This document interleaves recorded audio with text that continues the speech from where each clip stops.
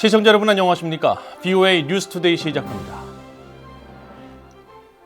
내년 미국 대선에 도전하는 니키 헤일리 전 유엔 대사가 한국 등 동맹들과 군사협력을 강화하고 중국에 대응하는 공동전선을 구축해야 한다고 밝혔습니다.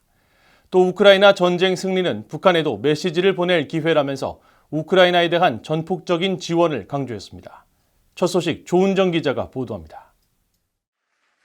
공화당의 대선 경선 주자인 니키 헤일리 전 유엔 대사가 중국에 보다 강경한 대응을 주문했습니다.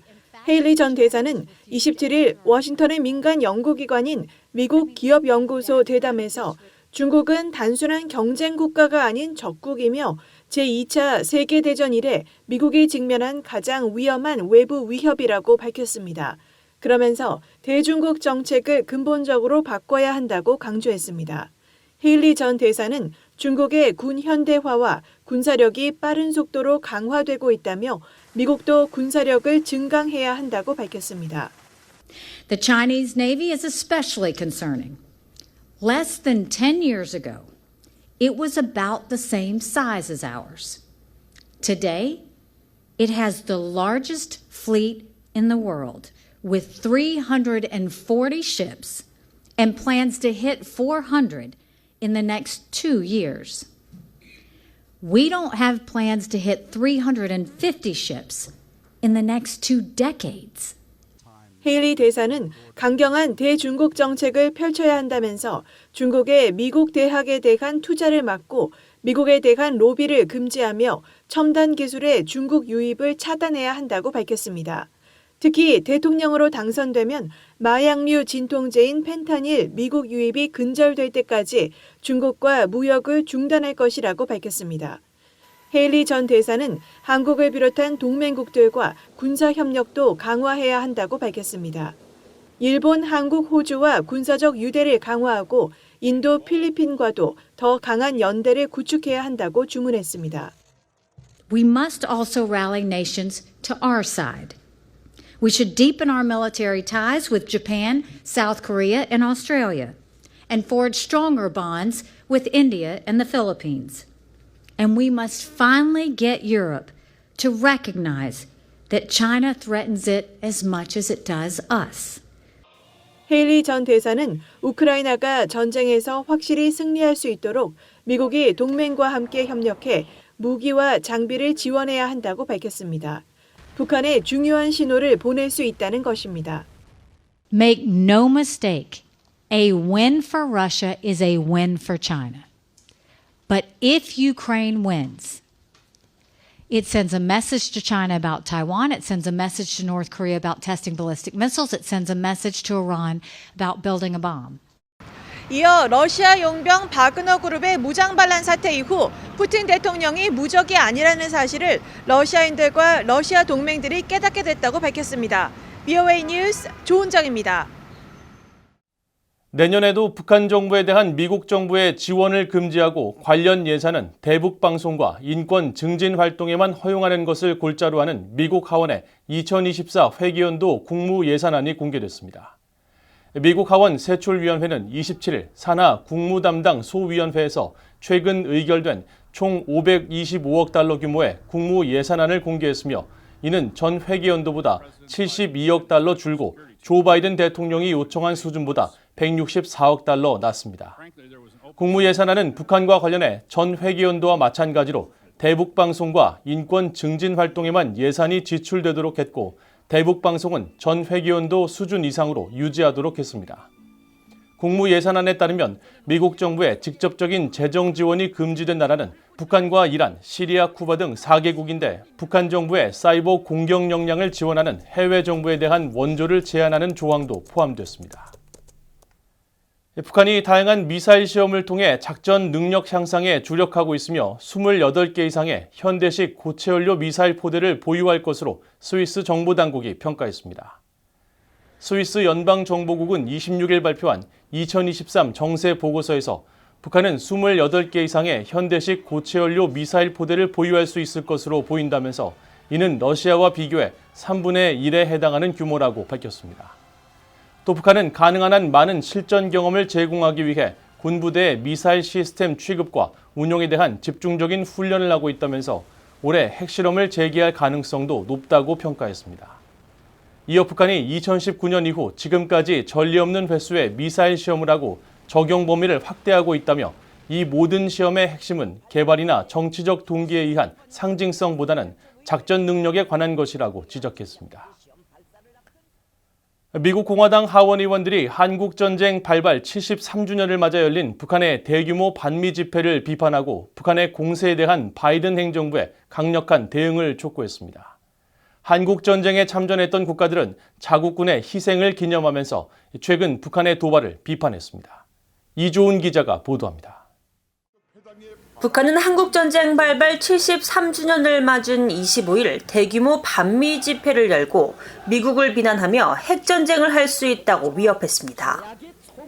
조선중앙통신은 이날 북한 평양에서 12만 명의 근로자와 학생들이 반미 집회에 참여했다고 보도했습니다. 공화당의 영킴 하원 의원은 26일 트위터에 올린 글에서 북한 정권이 대규모 집회를 기획했다고 지적하면서 미국은 북한 정권을 있는 그대로인 깡패로 취급해야 한다며 미국의 힘은 공격을 억제하는 데 매우 중요하다고 밝혔습니다. I also understand what is at stake regarding Kim Jong-un and the North Korean regime.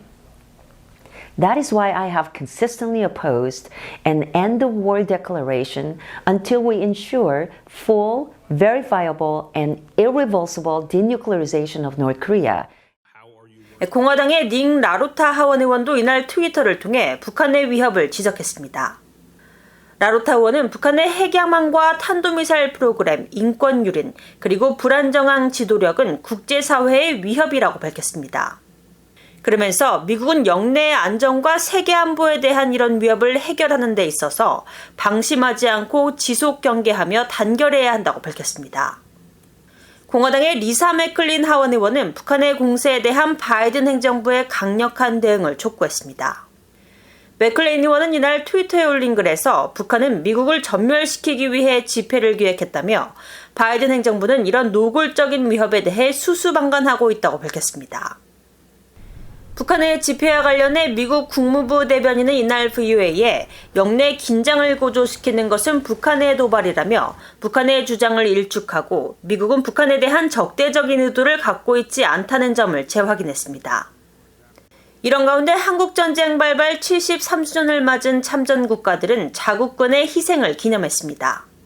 캐나다 보훈처는 한국전쟁은 캐나다 역사에서 중요한 장으로 인식되고 있다면서 당시 캐나다군이 보여준 용기에 경외감을 표하며 그들의 헌신과 희생을 자부심과 감사함으로 기억하고 있다고 밝혔습니다. 캐나다는 한국전쟁에 6회 공군을 합쳐 2만 6천여 명을 파병했고 이는 참전 16개국 중 미국, 영국에 이어 세 번째로 많은 규모였습니다.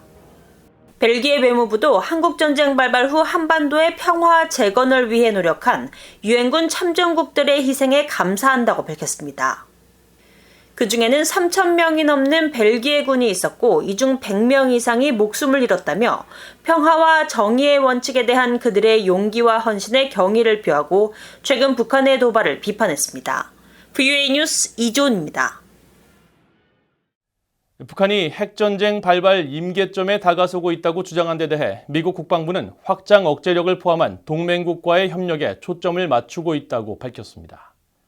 패트릭 라이더 국방부 대변인은 27일 정례브리핑에서 북한의 관련 발언에 대한 논평 요청에 수사는 제쳐두고 우리의 초점은 확장 억제를 포함한 전략적 안정과 평화를 보장하기 위해 동맹국과 영내 파트너들과 협력하는 것이라고 밝혔습니다. 이어 북한의 핵실험 가능성과 관련해서는 핵실험 문제에 대해서 우리가 북한이 언젠가 핵실험에 나설 것으로 예상한다며 관련한 추가 언급이나 시기에 대해 발표할 내용은 없다고 밝혔습니다. 라이더 대변인은 또 잠재적인 침략과 불안정 행위를 억제하기 위해 한국, 일본을 포함한 동맹국들과 계속 협력하는 데 초점을 맞출 것이라는 기존의 입장을 재확인했습니다.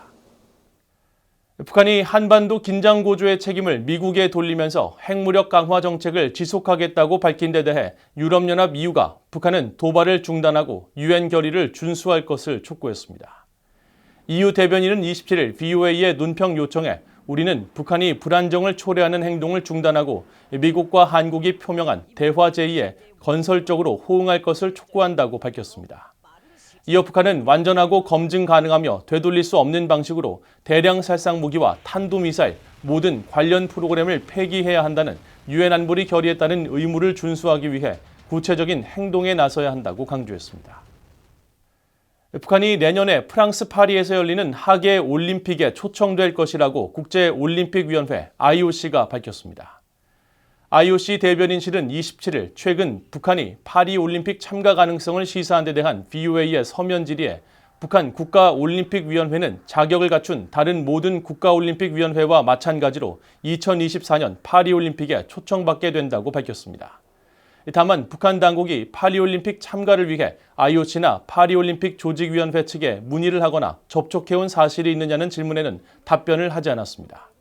앞서 북한 외무성은 지난 23일 성명을 통해 내년 파리올림픽에 참가할 의지가 있음을 시사했으며 북한은 지난 2020년 도쿄올림픽 무단 불참으로 IOC로부터 올림픽 출전 자격을 정지당했다가 지난해 말 기한이 만료되면서 징계가 자동 해제됐습니다.